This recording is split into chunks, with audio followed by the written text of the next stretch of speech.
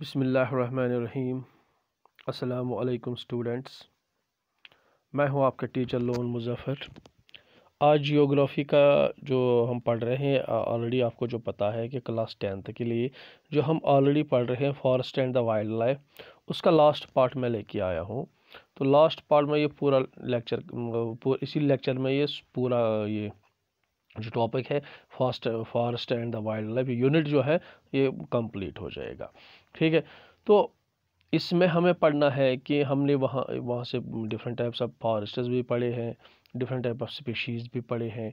तो कंजर्वेशन के हवाले से हमने बात की इसमें। तो अब हम कम्युनिटी कंजर्वेशन की बात करेंगे कि कम्युनिटियों ने कैसे कंजर्वेशन में हेल्प की। ठीक है, डिफरेंट कम्युनिटी जो इंडिया में है उन्होंने कैसे हेल्प की कि अपने नेचुरल रिसोर्सेज को कंजर्व करने में या फॉरेस्ट्स या वाइल्ड लाइफ को कंजर्व करने में। तो जो हम हिंदुस्तान की बात करेंगे, जब हम इंडिया की बात करेंगे, अपनी कंट्री की बात करेंगे, तो हम these strategies the community strategies जो है ये कोई नई बात नहीं है इंडिया में कि एक कम्युनिटी ने फॉरेस्ट को कंजर्व करने के लिए हेल्प किया। तो अगर हम देखेंगे ये हम हमें ये बात भूलनी भी नहीं चाहिए कि इंडिया जो है इंडिया फॉरेस्ट्स जो है फॉरेस्ट्स आर द जो ट्रेडिशनल कम्युनिटीज़ हैं यहाँ पे, उनके बहुत सारे ट्रेडिशनल कम्युनिटीज़ के लिए घर बन चुके हैं। तो बहुत डिफरेंट ट्रेडिशनल कम्युनिटीज़ जो है ये फॉरेस्टों में ही रहते हैं, उनका घर है वहाँ पे, सब कुछ ये वहाँ से ही हासिल करते हैं। ठीक है, इन सम एरियाज़ या लोकल कम्युनिटीज़ जो है ये स्ट्रगल कर रहे हैं। वो तो कुछ एरियाज़ में या जो लोकल कम्युनिटीज़ जो है जहाँ पे फॉरेस्ट्स नज़दीक है, तो और जिन लोगों का जहन बेदार है कि ये हमारा घर है, ये हमारे लिए तो ठीक है, तो वो चीज़ें वो तो उस इन हैबिटेट को, ये जो हैबिटेट्स हैं, चाहे वो उनकी अपने रहने की जगह हो या किसी वाइल्ड एनिमल की रहने की जगह हो, तो गवर्नमेंट ऑफिशल्स के साथ ये मिलके इन चीज़ों को बचा रहे हैं। तो अपनी जो लॉन्ग टर्म लिवलीहुड है उसको बचा रहे हैं। ठीक है, तो जहाँ पे ये रहते हैं उसको गवर्नमेंट के साथ मिलके ये लॉन्ग टर्म जो लिवलीहुड है उनका, ये इन चीज़ों को बचा रहे हैं। सारिस्का टाइगर रिजर्व जो है राजस्थान में, विलेजर्स जो have fought against the mining by this citing the wild life protection है। तो विलेजर्स जो है वहाँ के विलेजर्स जो है सारिका जो टाइगर रिजर्व है राजस्थान में, वहाँ के जो विलेजर्स ने माइनिंग के खिलाफ बहुत सारा लड़ा। माइनर्स जो माइनिंग कर रहे थे उनके खिलाफ लड़ा, क्योंकि फॉरेस्ट प्रोटेक्शन एक्ट के तहत उन्होंने वहाँ पे माइनिंग करने नहीं दी, क्योंकि उससे क्या जंगल की प्रॉब्लम होती थी। जो वहाँ पर जो लिविंग ऑर्गेनिजम्स थे वहाँ पे जो रहते थे उनका हैबिटेट ख़राब हो जाता था। ठीक, तो बहुत सारे एरियाज़ जो है विलेजर्स देमसेल्व्स वो प्रोटेक्ट कर रहे हैं। बहुत सारे एरियाज़ में आप देखोगे कि विलेजर्स जो है वो प्रोटेक्ट कर रहे हैं हैबिटेट्स को, और गवर्नमेंट की इन्वॉल्वमेंट को ये एक्सेप्ट नहीं कर, without taking the this involvement of the government officials, they are protecting it themselves. Okay, तो अब आप एक और गाँव, 5 गाँव देखोगे। एक inhabitant of 5 village, Alwar district in Rajasthan में एक और डिस्ट्रिक्ट जगह देखोगे जिसका नाम है अलवार डिस्ट्रिक्ट। उन्होंने 1200 एकड़ 1200 हेक्टेयर फॉरेस्ट्स एज द बहरोदेव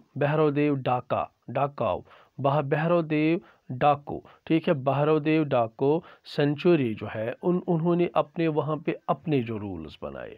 ठीक है, अपने रूल्स और रेगुलेशंस बनाए, तो जिससे which do not allow hurting, rule ऐसे बनाए हैं जिनसे कोई किसी जानवर को हर्ट नहीं कर सकता है, किसी हैबिटेट को हर्ट नहीं कर सकता है। और प्रोटेक्टिंग वाइल्ड लाइफ, जो आउटसाइड इंक्रोचमेंट होती है वाइल्ड लाइफ में, उससे उन्होंने उसको प्रोटेक्ट किया। ठीक है, एक और मोमेंट है, चलिए चिपको मोमेंट उत्तराखंड में शुरू हुई 1973 में। आप ऐसे याद रख सकते हो 1973 1973 ठीक है। 1973 में उत्तराखंड में शुरू हुई चिपको मूवमेंट। तो चिपको मूवमेंट क्या थी? यही थी कि फॉरेस्ट्स को कैसे बचाया जाए। तो जो हमारे पुराने फॉरेस्ट्स है, जो हमारे हैबिटेट्स है, उनको कैसे फर्दर डिटोरेट होने से, फर्दर डिफॉरेस्टेशन से, क्योंकि उन्होंने डिफॉरेस्टेशन के खिलाफ कैंपेन उठाई, तो ये जो कुछ लड़की, कुछ औरतें थे, तो वो उन पेड़ों के साथ चिपक गई थी, क्योंकि एक कॉन्ट्रैक्टर को कॉन्ट्रैक्ट मिला था उन पेड़ों को काटने का, वहाँ से कुछ प्रोजेक्ट बनाना था। वहाँ के औरतों ने वो गए और वो चिपक गए उन पेड़ों से, उन्होंने काटने नहीं था, उन्होंने कहा कि पहले हमें मार दो, उसके बाद एक पेड़ काटेंगे, ठीक है। तो उस तरह से उन्होंने बचा लिया, उन्होंने इस तरह से बचा, तो उसका नाम दिया गया चिपको मूवमेंट, ठीक है। तो ये हिमालय में not only successful registered deforestation से, सिर्फ हिमालय में ही डिफॉरेस्टेशन नहीं हुई, नहीं बची, बल्कि कम्युनिटी में जो इंडिजीनियस एफॉरेस्टेशन, जो community afforestation with indigenous species, जो इंडिजीनियस स्पीशीज जो थी कम्युनिटी में, तो उनको बचाने में पूरी जो स्पीशीज थी सक्सेसफुल हुई, पूरी कम्युनिटी दुनिया में उसका जो ये चला ये मूवमेंट। तो ऐसे बहुत सारे जो पेड़ है, बहुत सारे जो जंगल है, वो ऐसे बच गए, ठीक। तो ये इसलिए था कि ट्रेडिशनल जो conservation methods are developing new ecological forming of new whites है। तो ये यही था कि रिवाइव करेंगे जो ट्रेडिशनल कंजर्वेशन मेथड्स है, ठीक है, और डेवलपिंग ए न्यू मेथड्स, जो नए नए मेथड्स को डेवलप करेंगे, इनसे क्या हो जाएगा, जो इकोलॉजिकल फॉर्मिंग है, इकोलॉजिकल वाइल्ड फॉर्मिंग को वाइड सेपरेट किया जाए, ठीक है। तो ये था क्या, ये था कौन सा, चिपको मोमेंट। एक और मोमेंट चली, ये कम्युनिटी बेस्ड पे ही चली, ये बीज बचाओ आंदोलन था। बीज बचाओ आंदोलन क्या था, ये किसानों ने शुरू की 1980 में। तो 1980 में ये थैरी एक गाँव में है, theory and Navdanya have shown the adequate level of diversified crop production without the use of synthetic chemicals and possible chemical viable, ठीक है। तो इकोनॉमिकली वायबल फार्मर जो है, उन्होंने क्या किया, उन्होंने जो नए नए क्रॉप्स थे, उन्होंने कहा कि जो हमारे पुराने जो ट्रेडिशनल क्रॉप्स है वो ख़त्म हो रहे हैं, अब उनसे हमारे वो ख़त्म हो रहे हैं। तो जो गवर्नमेंट है या NGOs हैं या लोग हैं, ये हमें कैश क्रॉप्स के लिए ये कर रहे हैं, फोर्स कर रहे हैं कि आप कैश क्रॉप्स कि ये क्रॉपिंग करो, कैश क्रॉप्स की प्रोडक्शन करो। तो ज़िम्मेदारों ने वहाँ पे क्या किया, ज़िम्मेदारों ने वहाँ पे एक आंदोलन चलाया, ज़िम्मेदारों ने वहाँ पे इनकार किया कि we will not grow the cash crops, हम वो क्रॉप्स नहीं करेंगे, हम ट्रेडिशनल क्रॉपिंग जो है वही चलाएंगे, ठीक है। तो इससे बहुत सारे बीज को बचाया गया, बहुत सारे जो इंडिजिनस प्लांट्स थे, हमारे जो पुराने प्लांट्स थे, उनको प्रिजर्व किया गया, ठीक, समझ में आई बात। तो ये थे कुछ आंदोलन कम्युनिटी बेस्ड पे। और आपने एक बात सुनी होगी, joint forest management programme. Joint forest management programme जो है, ये एक गुड एग्जाम्पल है लोकल कम्युनिटीज़ और मैनेजमेंट को। जो डिग्रेडेड फॉरेस्ट है उसको रिस्टोर करने के लिए, एक डिपार्टमेंट जो है वो जॉइंट फॉरेस्ट मैनेजमेंट प्रोग्राम चला रहा है। उसमें क्या है, उसमें कम्युनिटी को इन्वॉल्व किया जाता है, जो लोकल कम्युनिटीज़ है उनको इन्वॉल्व किया जाता है, ठीक। जो programme has been in formal existence since the 1990 when the state of Odisha passed the first resolution for the joint forest management program, ठीक है। तो जॉइंट फॉरेस्ट मैनेजमेंट प्रोग्राम में लोकल कम्युनिटीज़ को इन्वॉल्व किया जाता है। फॉरेस्ट्स और लोकल्स मिल के जो डिटोरेट होते हैं, जो डिग्रेडेड फॉरेस्ट है, उनको रिस्टोर कैसे किया जाए।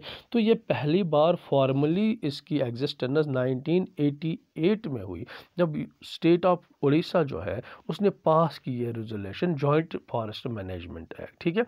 तो जॉइंट फॉरेस्ट मैनेजमेंट जो है, it depend upon the formation of the local village institutions under the protection activity, ठीक है। तो वहाँ पे लोकल फॉरेस्ट कमिटीज़ बनाई जाती है, गाँवों में कमिटीज़ बनाई जाती है, उसमें लोकल हेड होता है, लोग गाँवों को इन्वॉल्व किया जाता है, फॉरेस्ट कमेटी उनका यही जो डिपार्टमेंट के साथ ये लोग मैनेज करते हैं। उनका यही मकसद होता है कि कैसे हम इस फॉरेस्ट को बचाए, जो हमारे हैबिटेट है, जो नेशनल रिसोर्स हमारे, तो उसको बढ़ाए। The members of these communities are entitled to the immediatory benefits.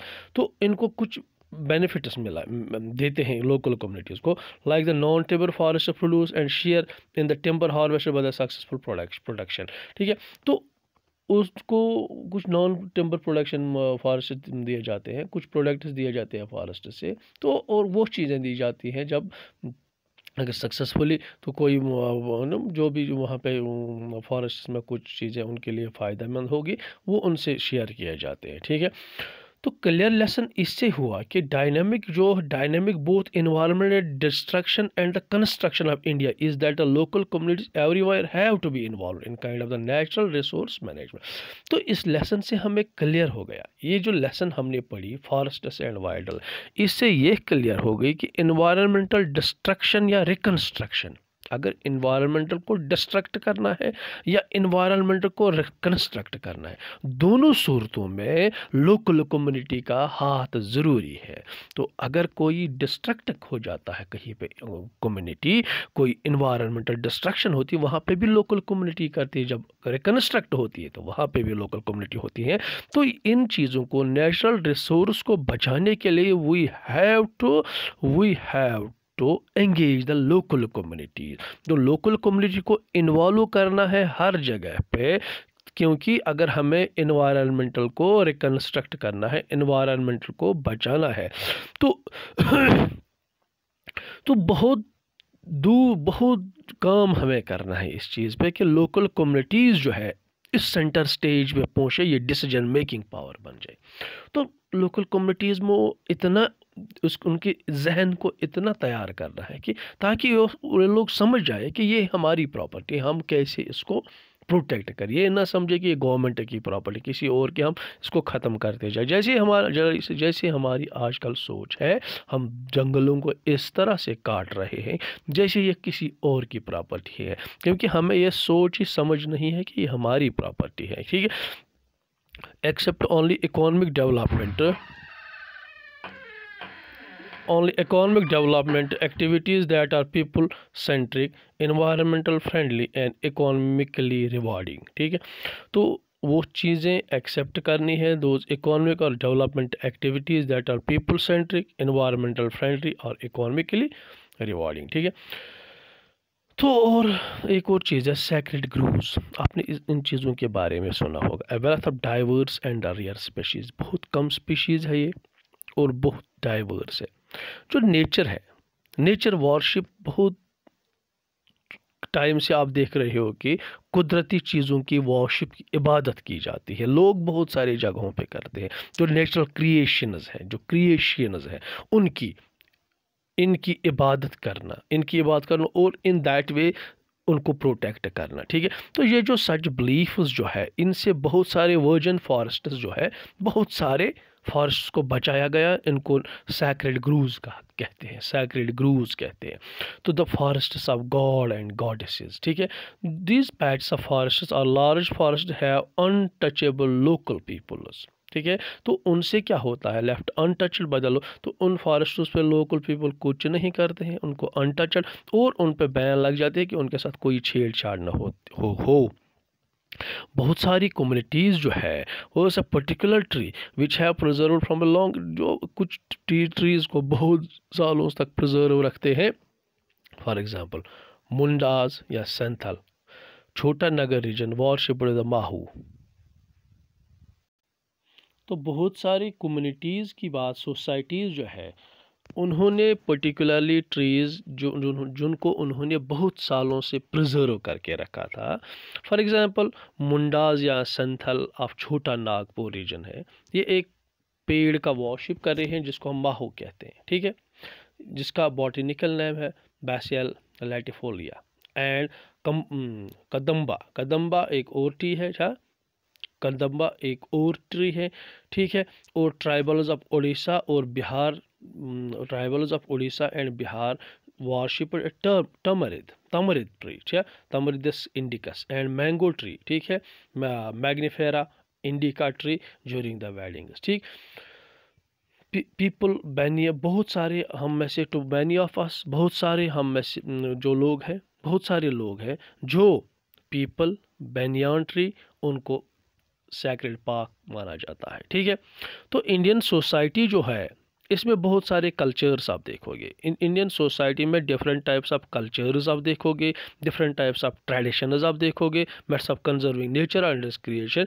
तो इससे बहुत सारे मेथड्स को आप देखोगे, बहुत सारे ट्रेडिशंस या बहुत सारे जो है सोसाइटी कल्चर्स देखोगे, या आप बहुत सारे रिलीजन्स को देखोगे जो जो कंजर्व करते हैं नेचर या इट्स क्रिएशन को। ठीक है, जो सैक्रेड क्वालिटीज़ है often scribe to the springs. ये कभी कभी कोई कम्युनिटी आप देखोगे जिनका फेथ स्प्रिंग्स पे होगा, ठीक है, कौन किसी का माउंटेन पीक पे होगा, किसी पे प्लांट पे हो गया, किसी पे एनिमल्स होगा, तो इनको ऐसे ये प्रोटेक्ट करते। तो find the troops of the मैं क्या क्यों लंगूर्स अराउंड मैनी। तो आप देखोगे बहुत सारे टेम्पल्स के इर्द गिर्द बहुत सारे बंदरों को देखोगे, ठीक है, कि उनको डेली फैड किया जाता है, वहाँ पे उनको डेली फैड किया जाता है, और इनको ये कहा जाता है these are the part of the temple devotees. ये टेम्पल डिवोटीज जैसे लोग जाते हैं मंदिरों में अपनी शारदा के लिए, अपनी इबादत पूजा के लिए, तो इसीलिए ये इनको भी ऐसे ही समझा जाता है कि these are the devotees of the man. ये भी डिवोटी है, टेम्पल के आगे उनको हमेशा खिलाया पिलाया जाता है, ठीक है। तो in in around Bishnoi village Rajasthan में आप देखोगे heard of black bucks, chinkara आप देखोगे वहाँ पे। बिश्नोई विलेज अगर राजस्थान में आप देखोगे बहुत सारे ब्लैक बक्स आप देखोगे, चिंकारा, नीलगाय देखोगे, पीकॉक देखोगे। तो integral part of the community and nobody harms them. तो ये देखोगे आप, चिंकारा देखोगे, नीलगाय देखोगे, पीकॉक देखोगे, ये इंटीग्रल पार्ट बन गई है क्योंकि इनको हम सैक्रेड मानते हैं। तो कोई इनको हार्म नहीं कर सकता है, कोई इनको नुकसान नहीं पहुंचा सकता है। तो एक प्लांट के बारे में आप लोगों ने जाना होगा कि the Himalayan you in travel. Himalayan you एक प्लांट है, ट्री है, ये बहुत मुश्किल में है। क्यों? हिमालयन यू जो है वो एक मेडिसिनल प्लांट है। Various parts of Himachal Pradesh में आप देखोगे, अरुणाचल प्रदेश में आप देखोगे, हिमाचल प्रदेश, अरुणाचल प्रदेश में आप देखोगे, तो इसमें एक केमिकल कंपाउंड निकलता है। यू में एक केमिकल कंपाउंड निकलता है, इसका नाम है टेक्सोल। तो ये इसके बारक, इसके नीडल्स, इसके टिविंग या इसके रूट से ये निकलता है, ठीक है। तो सक्सेसफुली ये जो है यू, जो टेक्सोल है, ये केमिकल है, ये जो केमिकल है ये सक्सेसफुली यूज होता है कैंसर को ट्रीट करने में। ये जो आप ड्रग देखोगे, एंटी कैंसर ड्रग जो है वर्ल्ड में बहुत ज़्यादा बिक रहा है। एंटी कैंसर ड्रग ये जो टेक्सोल से बनता है, ये बहुत सारा आप देखोगे दुनिया में यही एंटी कैंसर ड्रग बिकता है, ठीक है। तो बट ये जो स्पेशीज़ है, यू जो स्पेशी है, ये बहुत सारी ये डेंजर में है। क्यों? Due to its exploitation. उसकी एक्सप्लॉयटेशन होती है, इसकी वजह से ये बहुत ज़्यादा खतरे में। In the last 1 decade thousands of the you tree, अगर आप देखोगे पिछले 10 साल में बहुत सारे हज़ारों की तादाद में यू ट्रीज जो है ये ड्राइड अप हो गए हिमाचल प्रदेश में और अरुणाचल प्रदेश में। तो इसका बहुत बड़ा खतरा है कि इन्वायरमेंटलिस्ट्स को भी इस तरफ ध्यान देना होगा कि ये जो हमारा जो यू ट्री है ये बहुत ज़्यादा खतरे में है, कि अगर ये खतरे में पड़ा तो कोई इससे बड़ी प्रॉब्लम हो सकती है। तो ये था हमारा, तो इससे कंप्लीट होता है हमारा ये जो लेसन था, forests and the wild life. तो कैसे हमने फॉरेस्ट को प्रोटेक्ट किया, कौन कौन से फॉरेस्ट्स थे, कौन कौन सी स्पीशीज़ थी, ये पूरा हमने इस यूनिट में देखा, और कि उम्मीद है कि आपको अच्छी तरह से समझ आया होगा। तो थोड़ा हम लास्ट पे चेक करेंगे, लास्ट पे आपको चेक करेंगे कि आपको समझ में आया या नहीं, ठीक। तो आप देखो मल्टीपल चॉइस क्वेश्चन है इसमें। Which of these statement is not true, a valid reason for depletion of flora and fauna. इनमें से कौन सा स्टेटमेंट ट्रू नहीं है, नॉट ट्रू, ठीक है। Depletion of flora and agriculture expansion, ठीक है, large scale development of projects, grazing and fuel wood collection, rapid industrialisation and the urbanisation. इनमें से बोलो कि कौन सा ट्रू नहीं है, कौन सा सच नहीं है जिससे depletion of flora and fauna होती है। कौन स्टेटमेंट ट्रू नहीं है, कौन है? गुड, एग्रीकल्चर एक्सपेंशन, ठीक है। तो एग्रीकल्चर एक्सपेंशन ये बाकी सारे ट्रू है, बाकी सारे ट्रू हैं कि इनसे फ्लोरा और फौना डिप्लीट होते हैं, ठीक है। और next question, Which of the following conservation strategies do not directly involve the community participation? ये देखो, इनमें से which of the following conservation, ये जो strategies नीचे joint forest management, ठीक है, चिपको मूवमेंट, बीज बचाओ आंदोलन और demarcation of wild life sanctuary, इनमें से चारों में से बोलो कि कम्युनिटी पार्टिसिपेशन किस में नहीं होती है। जॉइंट फॉरेस्ट मैनेजमेंट आपने अभी देखा, इसमें कम्युनिटी पार्टिसिपेशन होती है। चिपको मूवमेंट आपने अभी देखा, कम्युनिटी पार्टिसिपेशन होती है। बीज बचाओ आंदोलन अभी देखा, कम्युनिटी पार्टिसिपेशन होती है। अब क्या रहती है, ये वाइल्ड लाइफ सेंचुरीज की अगर डिमार्केशन करनी हो तो ये वाइल्ड लाइफ डिपार्टमेंट खुद करता है, ठीक है, कोई कम्युनिटी पार्टिसिपेशन नहीं होती है। और एक और ये है match the following animals with their category of existence. इनको पहले black buck, Asiatic elephant, Andaman wild pig, Himalayan brown bear, pink headed duck, extinct, rare, endangered, vulnerable and endemic. Black buck पहले आप देखो ब्लैक बक किस कैटेगरी में आता है, ये एक्सटिंक्ट में आता है, रेयर में आता है, इंडेंजर्ड में आता है, वल्नरेबल में आता है, तो इंडेमिक में आता है। किस में आता है, अगर आप चेक करोगे ये इंडेंजर्ड में आता है, ठीक है। तो ब्लैक बक इंडेंजर्ड में आता है, ब्लैक बक किस में आता है, इंडेंजर्ड में आता है, ठीक है। तो उसके बाद क्या है, उसके बाद है एशियाटिक एलिफेंट, ये किस में आता है, एशियाटिक एलिफेंट किस में आता है, ये एक्सटिंक्ट में आता है, या रेयर में आता है, इंडेंजर्ड में आता है, वल्नरेबल में आता है, और या इंडेमिक में आता है। किस में आता है, ये वल्नरेबल में आता है, ठीक है, वल्नरेबल आप लिख सकते हो, आपको नोट करिए ये चीज़ें। और इसके बाद wild pink, Andaman wild pig किस में आता है, ठीक है, अंडमान वाइल्ड पिग किस में आता है, एक्सटिंक्ट में आता है, रेयर में आता है, इंडेंजर्ड में आता है, वल्नरेबल में, इंडेमिक। आपको पता है अंडमान वाइल्ड पिग ये एक वो स्पीशीज जो एक पर्टिकुलर जगह पे होती है, जो एक पर्टिकुलर जगह पे होती है वो इसको इंडेमिक कहते हैं, ठीक है, उनको ये इंडेमिक में आता है। हिमालयन ब्राउन बियर आपका कहाँ पे देखोगे, ये कम है, ये एक्सटिंक्ट हो गया, इंडेंजर्ड है, वल्नरेबल, ये बहुत कम, ठीक है, रेयर स्पीशीज में, ठीक है। पिंक हेडेड डक, दो चीज़ें मैंने बोली आपको, वो एक्सटिंक्ट हो, एक चीता, दूसरा का नाम मैंने बोला था पिंक हेडेड डक, ठीक है, ये एक्सटिंक्ट हो गई। अब match the following reserved forest, ठीक है, रिजर्व्ड फॉरेस्ट क्या हो गई, रिजर्व्ड फॉरेस्ट कौन से, रिजर्व्ड फॉरेस्ट हो गई, forest are regarded most valuable as far as the conservation of forest and wild life is concern, ठीक है। तो पहले ये हो गया पहले का रिजर्व्ड फॉरेस्ट, ठीक है, नंबर 1 का। तो अब दूसरा क्या है, प्रोटेक्टेड फॉरेस्ट, सीधी सी बात है, forest land are protected from any further depletion, ये दूसरे का हो गया, ठीक है। Unclassed forest are wetland belong to both government, जो गवर्नमेंट और बोथ गवर्नमेंट या किसी इंडिविजुअल प्रॉपर्टी कम्युनिटी का होगा, इसको अनक्लास्ड कहते हैं, ये तीसरे का हो गया, ठीक है। तो इससे हमें ये क्वेश्चन जो है मैच द कॉलम्स ये हमने कंप्लीटली कर दिया। अब क्या है देखो, अगर आप अब 30 मार्क्स में इनका जवाब लिखना है, what is biodiversity, why is biodiversity important for human life, biodiversity क्या हो गई, बायोडाइवर्सिटी क्या हुई।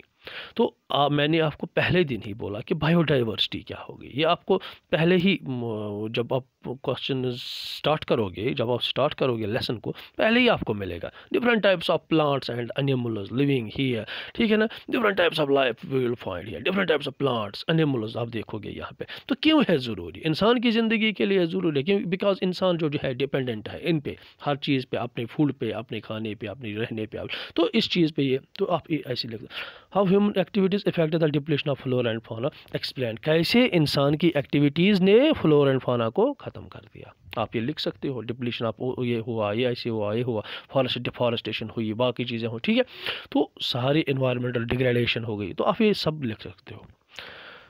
Answer the following question 120 words में लिखना आंसर बड़े question. How communities have conserve the protection for, communities ने कैसे प्रोटेक्ट किया। आप जॉइंट मैनेजमेंट प्रोग्राम लिखोगे, चिपको मोमेंट लिख सकते हो, उसमें बीच बचाओ आंदोलन लिख सकते हो। और तो जो भी कम्युनिटियों ने जो भी किया, कम्युनिटीज़ ने जो भी किया वो आप लिख सकते हो इसमें, ठीक है। Right a note on the good participation towards the conserving, तो गुड पार्टिसिपेशन पे आप नोट लिख सकते हो towards the conserving forest and wild life. तो इसके साथ यही यूनिट ख़त्म होता है। होप कि आपको ये पूरा यूनिट समझ आया होगा। तो नेक्स्ट यूनिट जब तक हम नेक्स्ट यूनिट को लाएंगे, तब तक इस यूनिट को अच्छी तरह से प्रिपेयर करिए, उसको जो मैंने पॉइंट्स बोले उनको नोट कीजिए। तब तक के लिए have a good day and thank you.